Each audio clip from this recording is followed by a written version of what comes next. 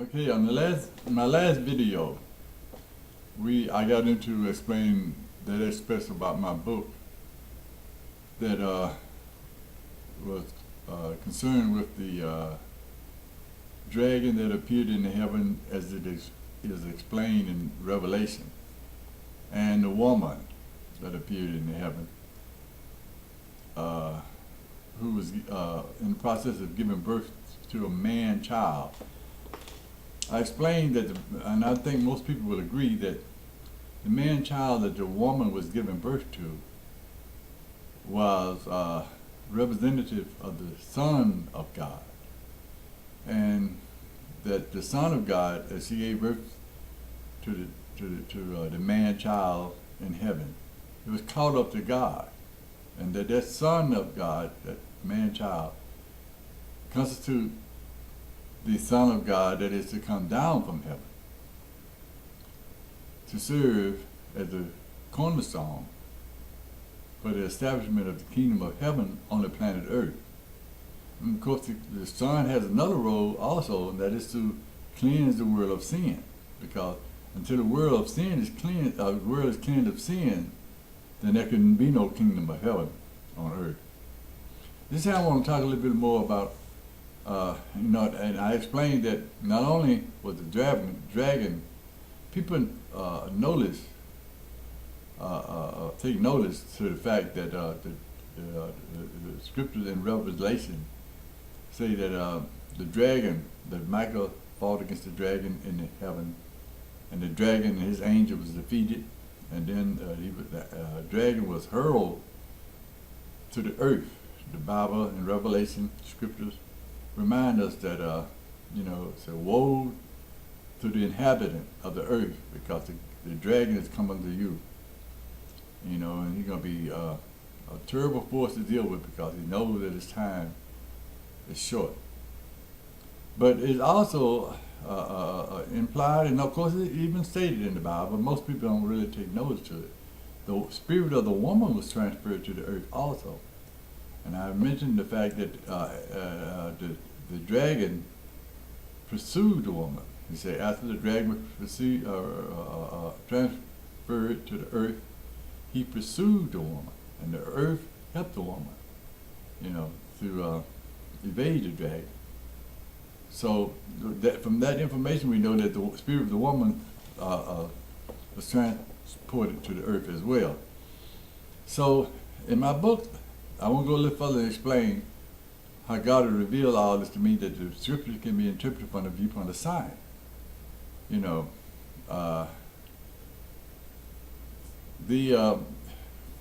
the scriptures are interpreted from the viewpoint of science, the evidence indicate that the spirit of the dragon became involved in the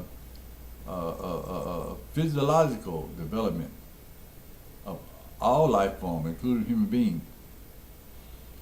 But first I want to just touch on a little bit about how the earth fit into all this. You see, when you notice you're reading in Revelation, after Michael had defeated the dragon, the next verse of the same chapter, the scripture goes this in this manner. He said, "And now lo, I looked, and a beast rose up out of the sea." See, the beasts that are rising up out of the sea represent the earth being formed out of positive and negative charges. I don't have the time to explain all this. I'm just trying to get it in the context where you can see a picture of it. You have to get the book to read the whole thing,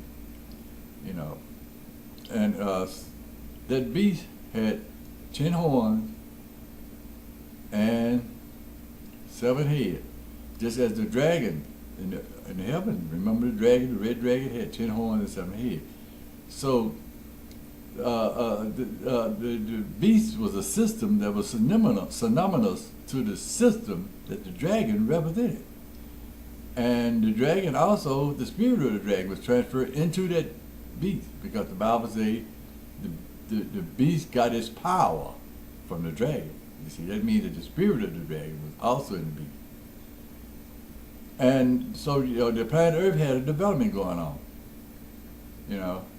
It was materializing, not a positive negative charge. That's a whole nother area, and I won't even try to go into it. You have to read the book. But there were 10 functions, 10 levels involved in the manifestation of the earth. Scientific conclusion will confirm that there are 10 levels involved in the planet Earth. And I'm showing how that 10 level equal to 10 horns. That atom, molecule, compound, protein, cell, multicellular, psychic, and conscious mind, that's 7. Then you have social development at 8. And then you have all material objects, that's 9. And then you have all laws, that's 10.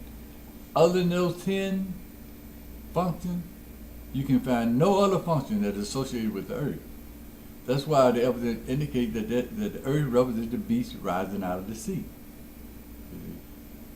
The scripture is a symbol. The beast rising out of the sea is a symbol. It's symbolic of the earth rising out of positive and negative charges. Okay. So you see now, the dragon, spirit of the dragon is in the earth, but also the spirit of the woman was transferred to the earth. So I'm going to cut across some of this. I could, in the book I explain how all this worked, the dragon, the spirit of the dragon. See, a spirit, scientific definition is a life-giving force. So you see, the spirit of the dragon is associated with the life-giving force that brought about the flesh of all living things. And one way we can recognize that is because, you see, the flesh is under the laws of carnality. The corner. The Bible speaks about how the flesh is corner. Man is corner. Because that's the spirit of the dragon. Until you accept the Son of God, then you're carnal. You see? Because the flesh, that's the way it is. That's the dragon. That's the spirit of the dragon. And so we're going with the creation of human beings. The flesh is associated with the laws of carnality. And that's the dragon, the spirit of the dragon, because that's the same demeanor that he had in the heaven. You see, the demeanor that's represented by self-preservation. You see, there's no law within the flesh that can have any constituent of the flesh, cell, organs, any part of the flesh, that can recognize the whole. You see, when I explain, if you eat an apple, and the apple, the nutrient of the apple goes into the flesh through metabolism, there's no law. Every cell, every constituent is just going to try to get all that it can. Let alone the other parts, have nothing of it, not able to benefit from that nutrient. They don't have a recognition of a whole. You see, they only know self-preservation, and that's the same demeanor that the dragon had. The flesh got that. And I also explained how that dragon, spirit of the dragon, was imparted to Adam and Eve in the Garden of Eve by Satan. That's how he got into the conscious mind, you see, by saying through materialism. If you're under, the system that we're operating in now, under the world development is under a materialistic paradigm. And if you're under a materialistic paradigm, you have to, there's no way you can evade it, rely on the law of self-preservation. Because see, on the materialistic paradigm, whoever have the most in materialism, be it a nation, a person, a nation are on the same point. The only way that you can prove that you are good and not evil or strong is to have the most in material development, most in material whatever, money or whatever. Then on a materialistic paradigm, you are the greatest, you see. So it's automatic that you operate on the spirit of the dragon in the materialistic paradigm. So that's how he got into the into the social development in the conscious mind. Under the ideal, some things made are evil and are not made by God. I explain all that in the book. I won't go into that either. But that is the spirit of the dragon. If you're operating on that idea of something made of evil or not made by God, you're automatically, participating with the spirit of carnality and the law of self-preservation. Because the only way self can be greater, you get that recognition of being good, is to have the most. There's no way I can have the least in somebody so they use greater. Not on a materialistic paradigm. It can't happen. It's impossible. So, but going back to the development of the flesh, as I said, as the eat apple, there's no way of recognizing the whole. Now, the woman appeared in the cell development that is associated with the 12 cranial nerve. You see, the spirit of the woman, those 12 stars that she had in her horn, in her crown, those 12 stars, they was transformed or transfigured through a transfiguration into the 12 cranial nerve. That's how her spirit is associated with the development of human beings. Because those 12 cranial nerves are involved with assisting the brain in developing the conscious mind. And so now, this is how the earth and the lady that appeared in heaven, which they're similar in structure. You see, because you have those 12, and I explained in the book how those, not only do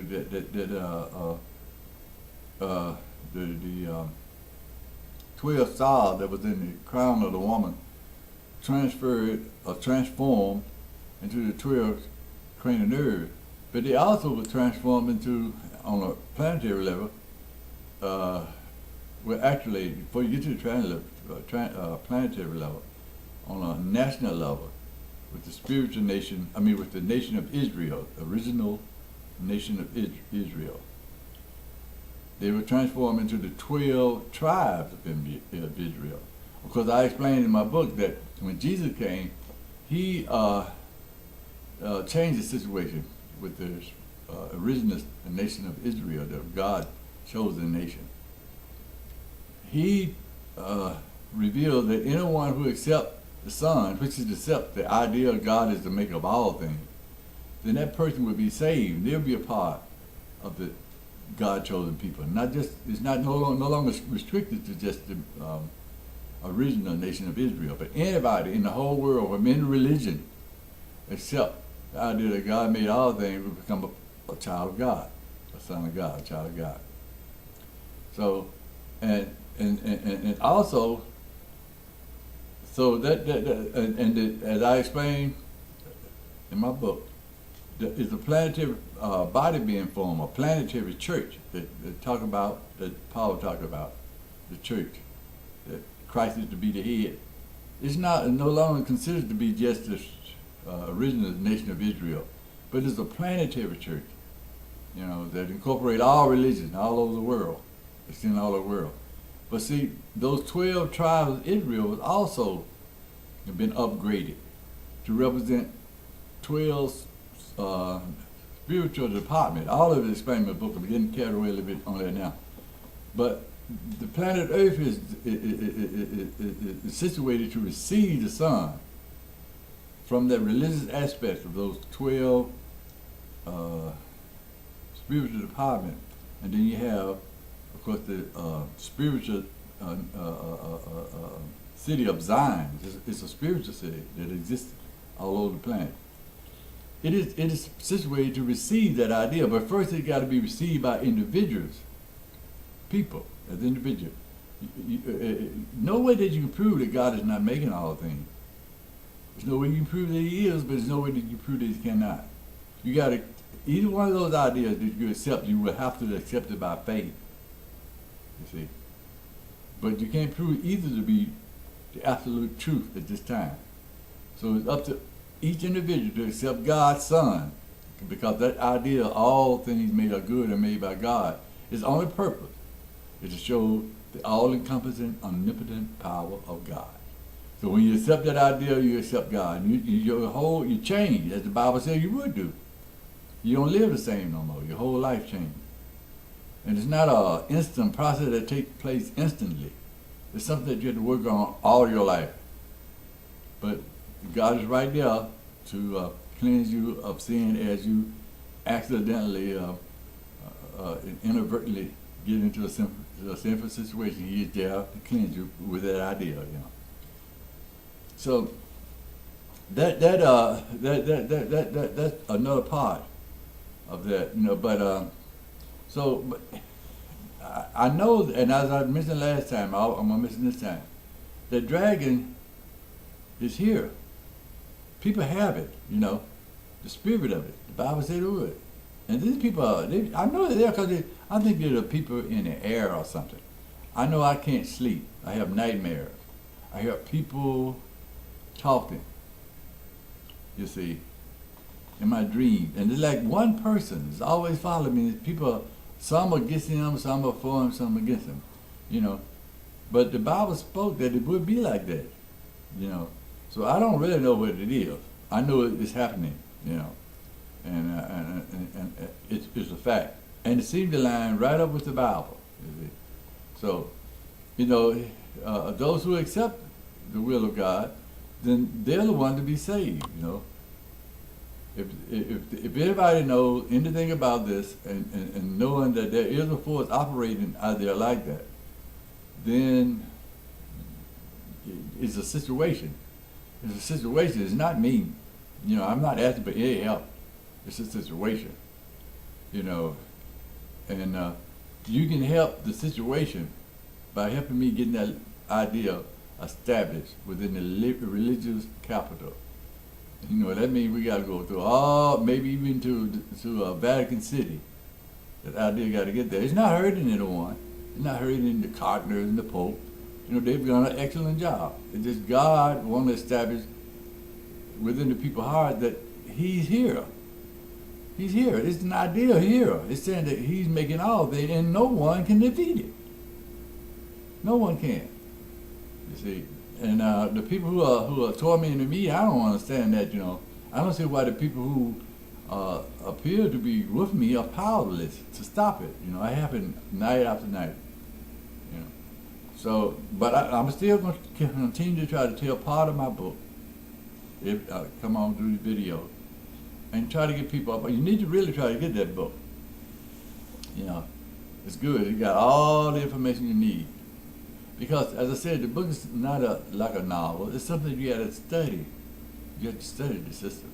And then you got to look into the world and see how it matches the things that are happening in the world. And you got to go to the Bible and see how it matches the Bible. And then you'll be become a co-partner with God and helping to get rid of these things that He said He's going to get rid of.